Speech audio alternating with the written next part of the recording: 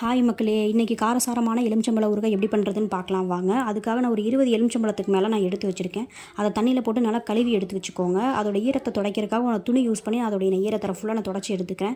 அதை ஒரு 8 துண்டுகளாக நான் கட் பண்ணி வச்சுருக்கேன். கொட்டையும் நான் ரிமூவ் பண்ணி தான் வச்சுருக்கேன். நம்ம ஊறுகாய்க்காக எப்போதுமே பார்த்திங்கன்னா நம்ம கல்லுப்பு தான் நம்ம யூஸ் பண்ணுறோம். அதுக்காக நம்ம வெட்டி வச்சுருக்க எலுமிச்சம்பழத்தில் கல்லுப்பு 2 டீஸ்பூன் நம்ம போட்டு ஆட் பண்ணிக்கிறோம். அதுக்கப்புறம் நான் ஒரு பிளாஸ்டிக் பக்கெட் எடுத்திருக்கேன். உங்கள்கிட்ட பீங்கான் பாத்திரமோ இல்லை கண்ணாடி பாத்திரமோ இருந்தால் கூட நீங்கள் எடுத்து யூஸ் பண்ணிக்கலாம். என்கிட்ட பிளாஸ்டிக் பக்கெட் நான் யூஸ் பண்ணியிருக்கேன். அதில் ஒரு லேயர் லெமன், ஒரு லேயர் கல்லுப்பு, இந்த மாதிரி போட்டு அந்த லேயர் பை லேயராக நான் போட்டு ஆட் பண்ணி வச்சுருக்கேன். இது கல்லுப்பும் நல்லா லெமனும் நல்லா ஃபுல்லாக மிக்ஸ் ஆகணுங்கிறதுக்காக நான் இந்த மாதிரி மிக்ஸ் பண்ணி கலந்து விட்டுக்கிறேன். ஃபுல்லாக கலந்து விட்டுக்கிறேன். அதுக்கப்புறம் 1 டீஸ்பூன் நான் மஞ்சத்தூள் ஆட் பண்ணிக்கிறேன். அதையும் நல்லா மிக்ஸ் ஆகணுங்கிறதுக்காக நான் இந்த மாதிரி கலந்து விட்டுக்கிறேன். கையில் போட்டு இப்போ ஷேக் பண்ண இந்த மாதிரி கலந்துரும். மிக்ஸ் ஆகிடுச்சு. இதுக்கப்புறம் இதை என்ன பண்ணணும்னா 2 நாள் நீங்கள் நல்லா வெயில் அடிக்கும்போது ஒரு 2 டேஸ் நீங்கள் வெயிலில் வச்சு எடுக்கணும். வெயிலில் வச்சு எடுக்கிறப்போ நல்லா கலந்து விட்டு நீங்கள் 2 நாளுக்கு வெயிலில் வச்சு எடுக்கணும். அதுக்கப்புறம் 2 டீஸ்பூன் மிளகாத்தூள் ஆட் பண்ணிக்கிறேன். மிளகாத்தூள் ஆட் பண்ணதுக்கப்புறமும் நல்லா கலந்து விட்டுக்கோங்க. அதுக்கப்புறம் 1 டீஸ்பூன் கடுகு, 1 டீஸ்பூன் வெந்தயம் நான் வறுத்து எடுத்து வச்சுருக்கேன்.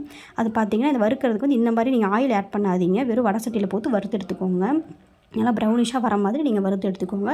இதை பொடி பண்ணி வச்சுக்கோங்க 2த்தையும். அதுக்கப்புறம் நம்ம ஊறுகாய்க்கு எப்பவும் நல்லெண்ணெய் தான் நம்ம யூஸ் பண்ணுறோம். நான் 100 மில்லி நல்லெண்ணெய் எடுத்திருக்கேன். தாளிப்புக்காக 1 டீஸ்பூன் கடுகு, ஒரு கைப்பிடி கருவேப்பிலை எடுத்திருக்கேன். இப்போ பாருங்கள், எண்ணெய் நல்லா சூடாகிடுச்சு. அதில் கருவேப்பிலையும் போட்டாச்சு, கடுகும் போட்டு நல்லா பொரிஞ்சு வந்துருச்சு. இப்போ நம்ம மிக்ஸ் பண்ணி வச்சுருக்கிற எலுமிச்சம்பழத்தை ஃபுல்லாகவே நான் இதில் ஆட் பண்ணிவிட்டு நான் கலந்து விட்டுக்கிறேன். அதுக்கப்புறம் உங்கள்கிட்ட காஷ்மீரி மிளகாத்தூள் இருந்தாலும் ஓகே தான். இல்லை உங்களுக்கு காரசாரமாக வேணும் அப்படின்னா உங்களுக்கு எவ்வளோ மிளகாத்தூள் வேணுமோ நீங்கள் போட்டு நல்லா கலந்து விட்டுக்கோங்க. இந்த மாதிரி பார்த்தீங்களா, இந்த கன்சிஸ்டன்சிக்கு வந்துடும்.